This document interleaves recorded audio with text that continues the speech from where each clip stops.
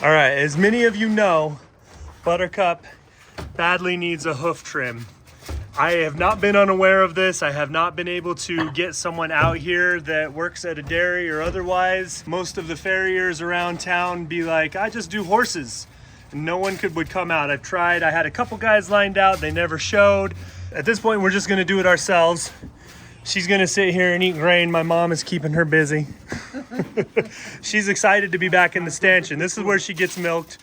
My dad's like, you know what, you got a calf in here. My sister, who has a degree in animal husbandry, said, yep, she's pregnant. So we're just waiting. I had her due date wrong. We're just waiting. We need to take it off to right here. You need to take it off all the way back. So I got my brother here. My dad has done a lot of horses, but he hasn't done cows either. So all of this stuff needs to go away. Don't let her run out.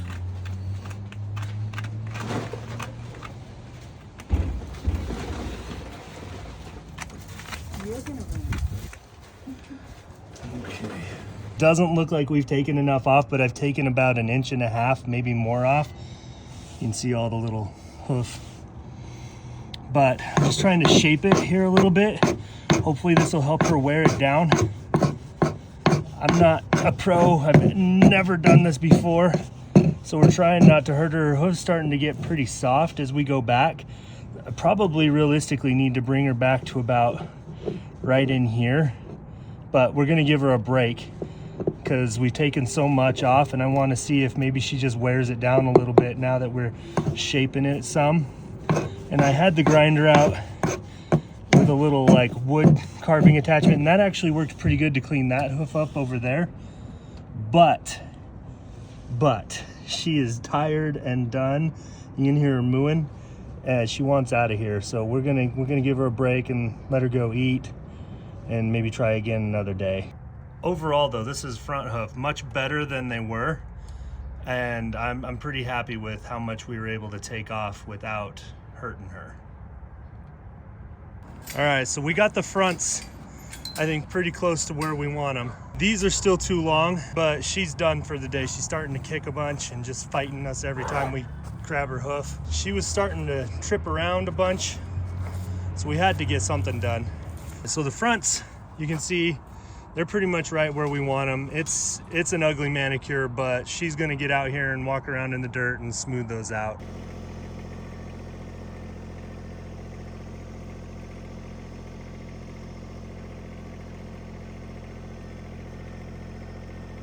She gets all feisty when the tractor's in here.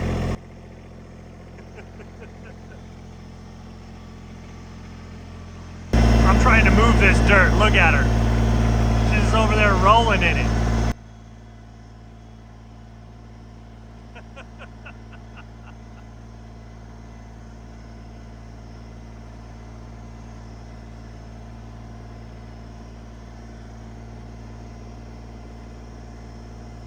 All right, we didn't show you picking these apples because a neighbor actually brought us a bunch of these. We picked some, but they're off of his tree. Our apples were okay, but they didn't really do well this year. They were like kind of mealy. They weren't very good. So, and these apples are delicious and super juicy. So we're gonna use these. We're gonna make some pie filling.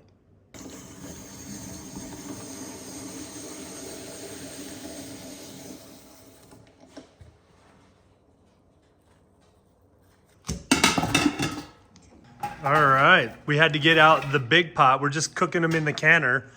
So what's the recipe here, Jamie? So it's on the back of this thick gel, and this is actually one of my favorite, recipes for bottled apple pie filling, because if you just take regular apple pie filling and you just can it, it can be watery and it doesn't stick together. I've gotten some before that just wasn't my favorite, and I really like this one. I picked this up at, we call it Kohler's, but it's actually the Pioneer Market. I actually don't know, but Cornaby's, they have a website, cornabys.com, and they're from Utah. So we have what we assume is a double batch. You're supposed to weigh them 15 pounds per batch. We're going to guess that that's 30 pounds of apples. The recipe says to microwave them. I don't do that. I'm not going to, who wants to put it in a bowl, put it in the microwave, stir it, no. Giant pot, I'm going to stir it, cook it for like 10 to 15 minutes, and then you can add the rest of the ingredients. So you're supposed to put this water in after the apple's microwave, but since I'm cooking it on the stove, I'm putting in the 5 cups of water now. This doesn't really make a difference, and it will keep it from burning on the bottom.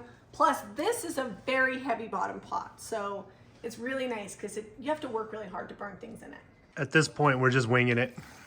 Put the apple juice in. Yeah, 10 cups, so I gotta get 2 more cups. Rex, are you helping? You helping, buddy? Yes.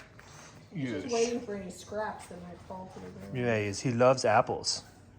Yes, he does. I got a call on the flooring. It should have been in by now.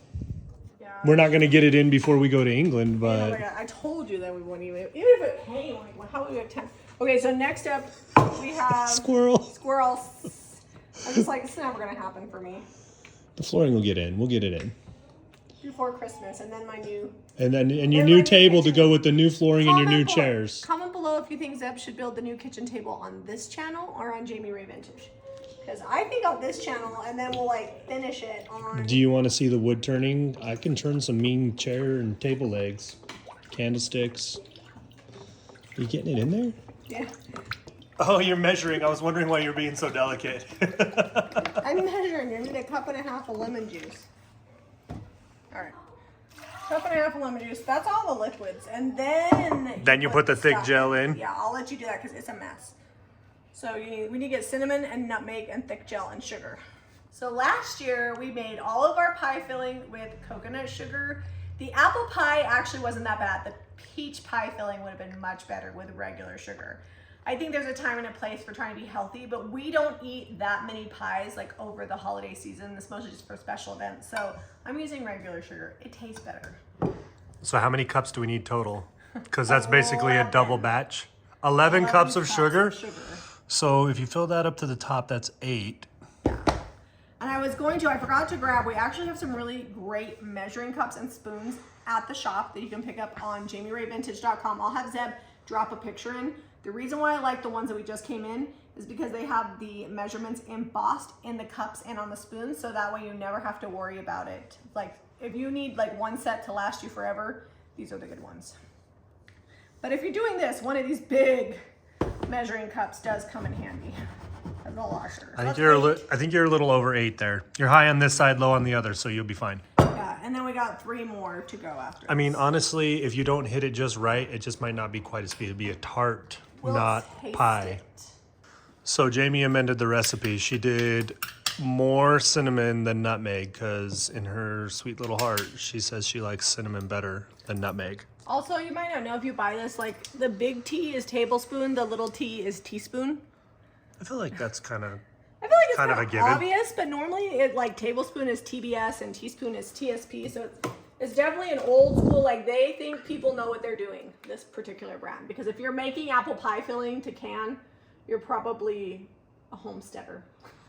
Well, we've been canning for like 20 something years. All right, also comment below. So my cinnamon expired in 2018. I'm pretty big on expiration dates when it comes to like meat and dairy. But to me, cinnamon doesn't ever expire. So it's kind of like salt. Do you believe in expiration dates on cinnamon? Is it less savory? Salt does not have expiration dates on it, does it? Yeah, they put it on it. Whoa. You almost had to get yourself a new can. I mean, it's almost down to there. But if it expired in 2018, that means we probably bought it in 2012. It says it's bursting with flavor. It's still bursting. I can smell it. I feel like if you can smell your spices, this is like Utah's own. Oh, Grandma's Country Foods. Where'd you get that? I don't know. It's kosher. But I don't see an expiration date on this one. So clearly this brand doesn't even believe in expiration dates. That's my kind of brand. It's because it's grandma. I don't believe in expiration dates either.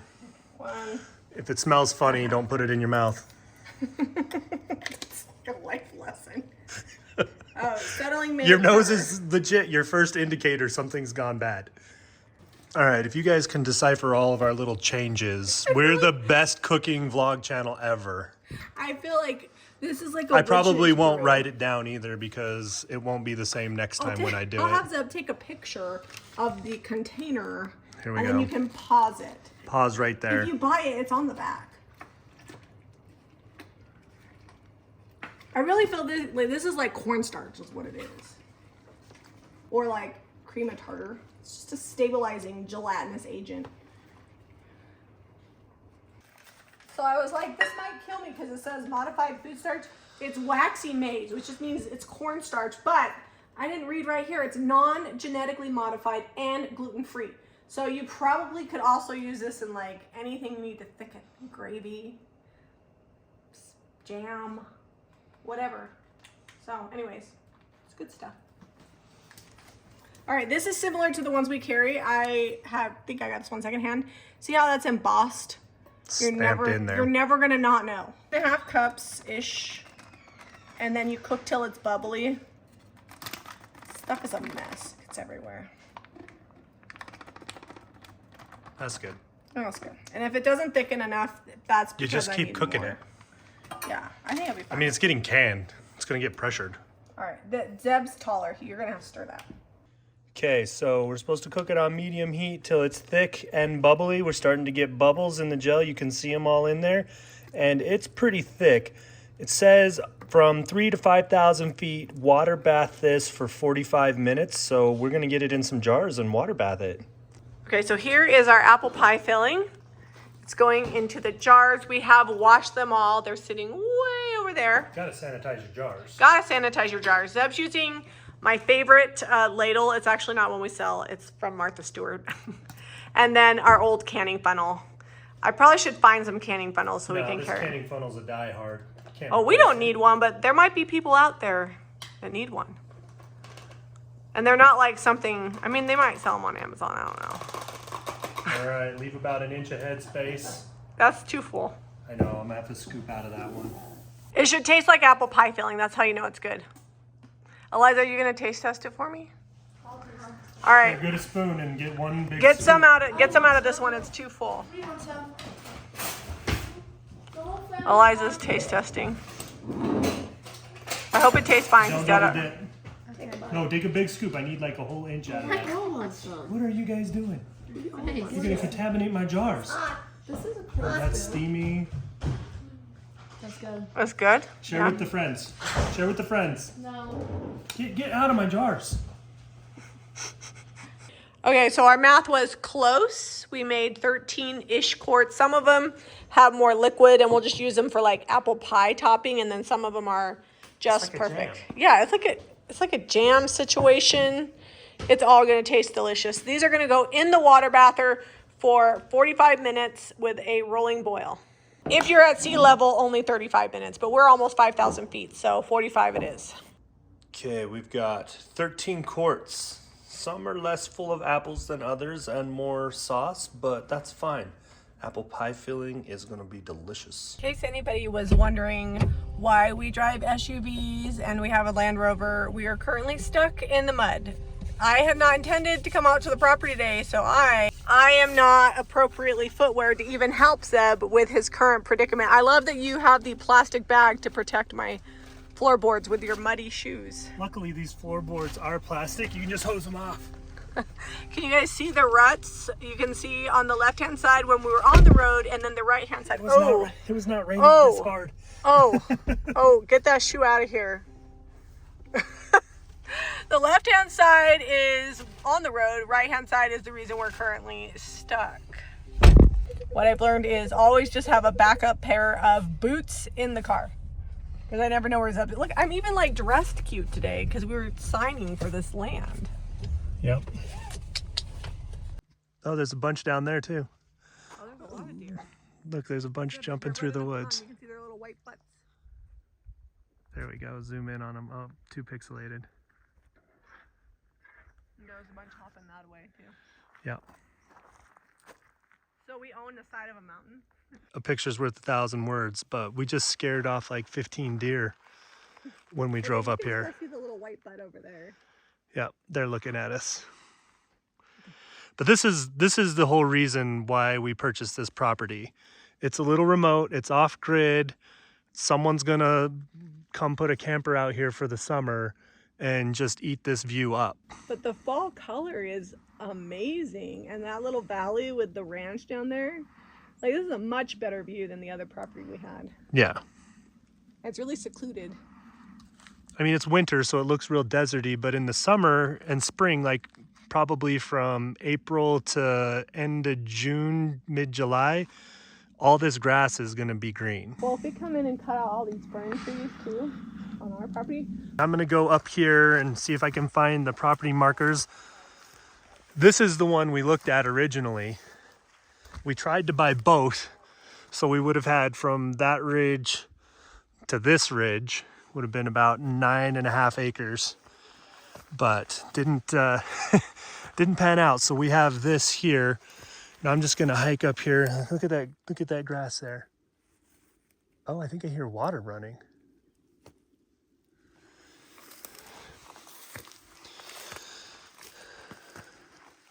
Oh, that's rain. It is water running. What I'm checking out here, because we gotta see where we want to put a site for a camper or cabin. Lots of firewood hiding up in here. So this is what's grown back since the burn. This was in a burn area. Oh, someone cut these. Sweet, I made it to the deer trail.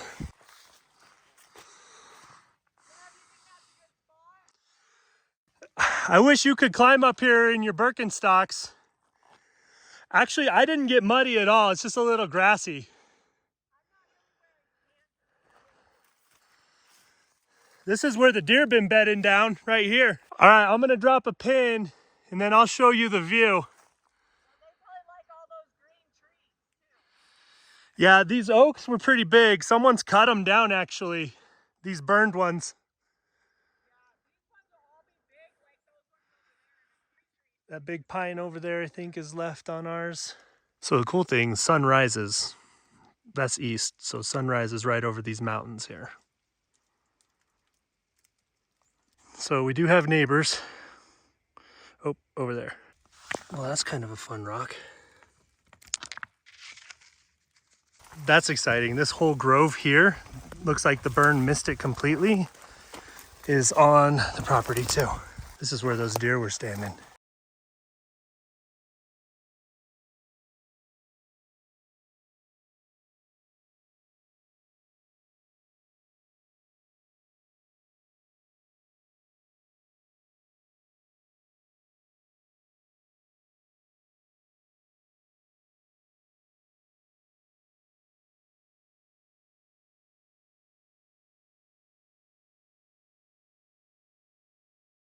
Yeah, the deer have been through here a lot. You can tell all the undergrowth's knocked down.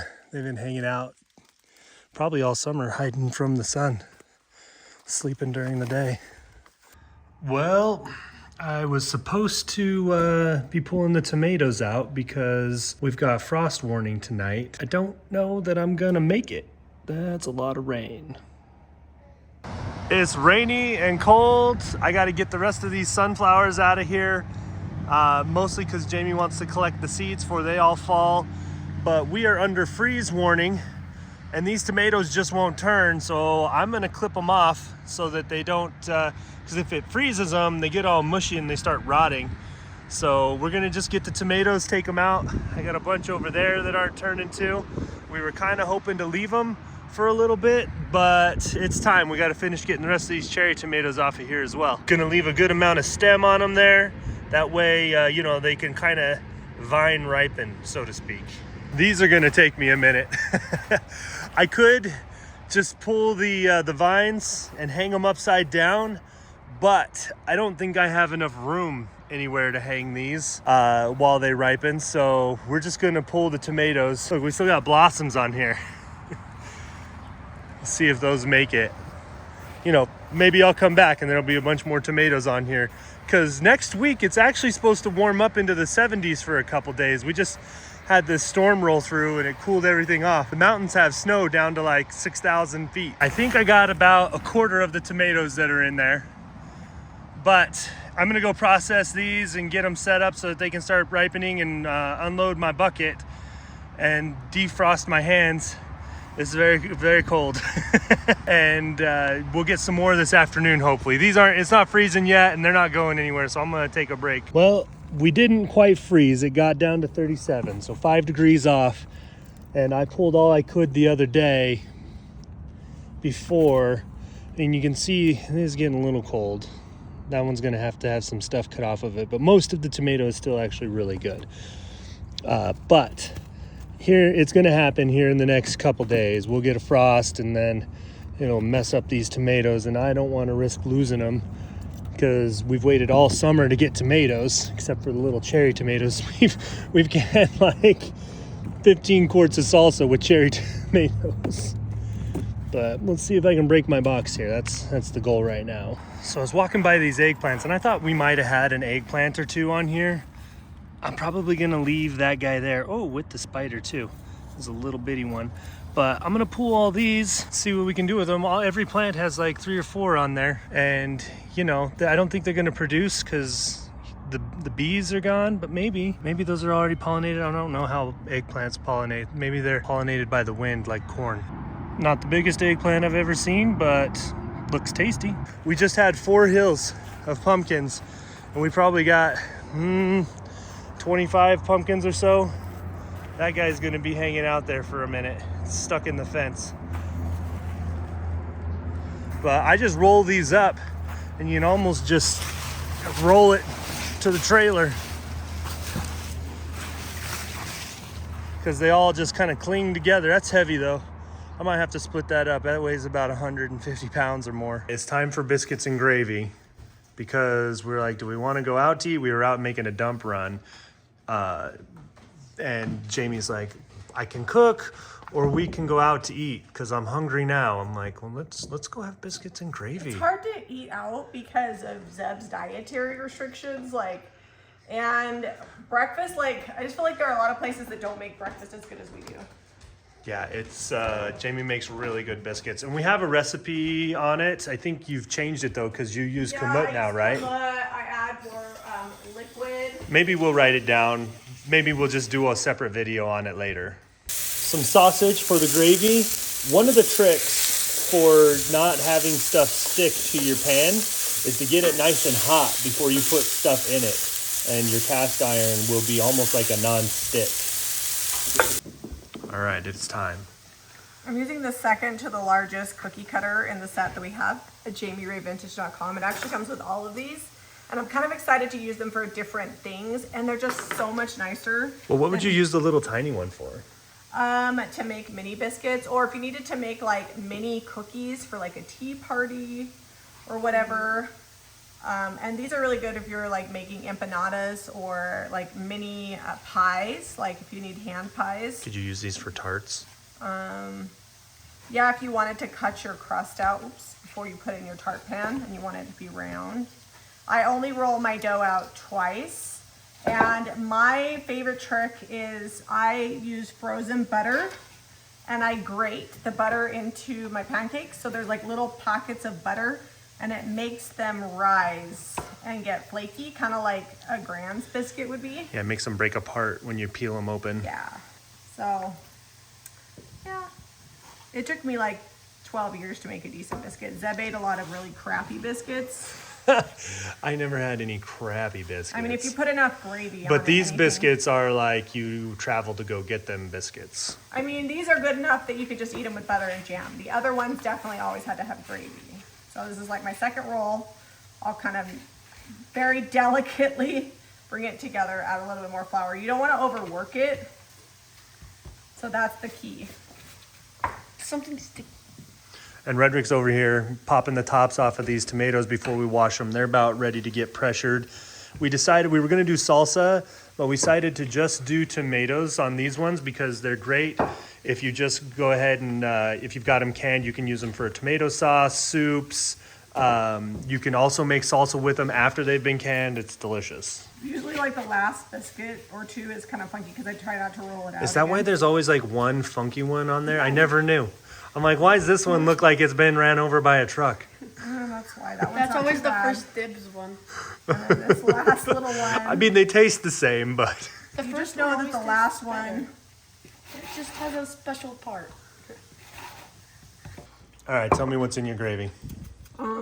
Butter, flour, a pound of sausage, milk, salt, pepper to taste. And then I usually will add either a dash of cayenne, a little bit of dried mustard, just depends on what I have, but for sure a little dash of cayenne. You need a little kick. But I can't do that on camera because what if it's like stressful here. Can you stir that at all? So we're just gonna throw in a dash of cayenne. There you go, that's it. That's all? That's it. Oh, and we do have mustard. I always like dried mustard in my gravy and my white sauce. And my mac and cheese. Don't ask me why. Just so then you Because taste secretly it. you're trying to incorporate mustard into everything.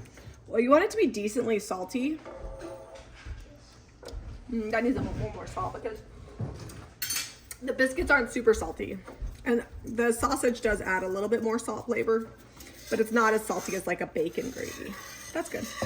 If you're making bacon gravy, I feel like you don't need as much butter, but sausage gravy, you always gotta add butter to it. Jamie over here lamenting that she needs new fresh baking powder. They would rise higher. See, they are flaky layers, but they're more flaky when your baking powder is fresh. And then here's the one funky looking one that'll taste fine with gravy. Yeah, I'm gonna eat it right now. Look at the flaky pockets of goodness. See all the little holes and everything? And the steam coming off. Frozen grated butter. That's a trick. All right, so we're just doing a cold pack on these. Whoops, don't do that. So what I'm gonna do is I'm gonna fill the jars up with tomatoes, then we'll fill them up with water and add a teaspoon of salt and pressure them.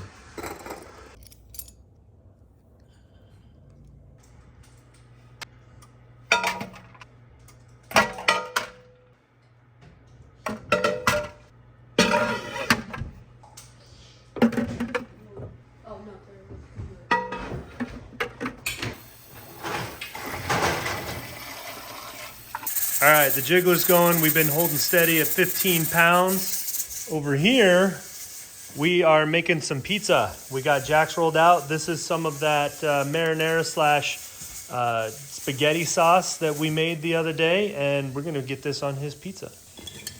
All right, you ready? Go. I already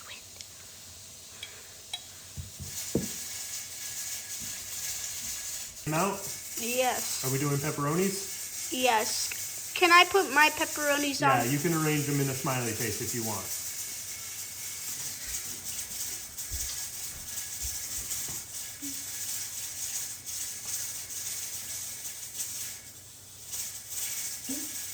Oh, it's upside down smiley. I see.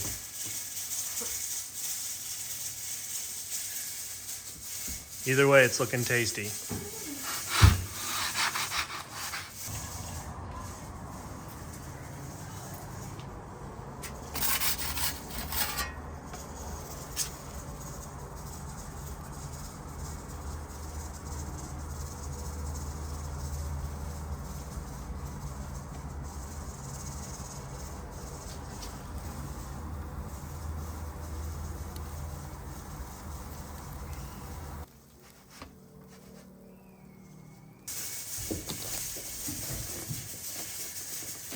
All right, late night carrot canning. I'm gonna see, I think I probably got about 4 or 5 quarts of carrots here.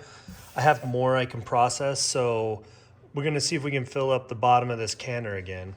Just waiting for the pressure to come all the way down. I've got the stopper off. I don't know why it's still showing pressure. Maybe my valve is, or my gauge is bad, but we're gonna let it keep coming down for a minute either way and get the tomatoes out, and then we'll do another batch, and this time we'll do carrots.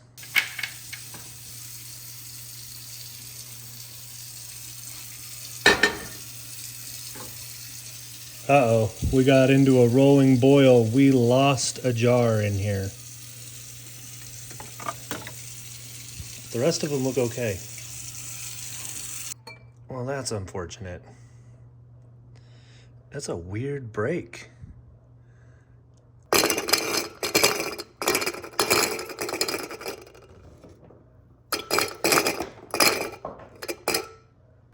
Carrots going in. And we will get this batch going. Hopefully no jars break on this one. Okay, so we ended up with 7 quarts of carrots, and we had the 1 quart break. There was 1 quart that didn't seal up, so that's in the fridge. We'll eat that soon. But 5 quarts of tomatoes, And these will get used for all sorts of things, all kinds of different meals we can make with these. So Zeb is just marking the top so we know when they were canned. There's actually like a little specific line for it. We know what they are, carrots and tomatoes. I guess in an apocalyptic situation, you'll just have to open the can and guess. Zeb, what are you doing while I'm listing the thrift haul? I am peeling carrots. Lots and lots of carrots. This is the last of them, but it's probably gonna fill the canner up. So probably around 14 quarts worth over here. They're so good. These carrots like grew in super sweet. We did not thin them out, so they're kind of funky looking. Well, I think I overwatered them because they're split. Yeah, well, they'll still taste good. 1 down, 40 to go. I'm just gonna keep working on getting this thrift. Oh, 2 down now. I'm gonna keep working on getting this thrift haul listed because we're headed to England this week, and so we have to pre-record our thrift haul. So I'm getting everything listed, and then we're gonna pre-record it today. Look at the size of that carrot. What are you gonna do with that thing? I'm gonna chop it in half and then slice it so it fits because we're using pints.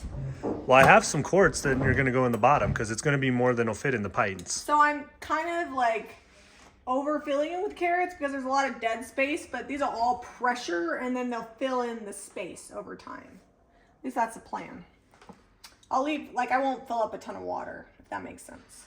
And a teaspoon of salt in the top. Half a teaspoon, these are pints. I feel like a teaspoon's still fine. Half a teaspoon. I like stuff salty. You can add salt later. We have plenty of salt in our food storage. I know. I have like an entire couple boxes full of salt. These pints don't fit in quite as well, so I got a little rag in the middle to keep them from banging together. I just had to show you our autumn blaze maples before we head out of town because they probably won't look this good when we get back. All the leaves will be gone. But the tree is growing like 2 feet a year and love the fall colors. I actually like the colors in the spring too because there's like a nice bright green color on these leaves.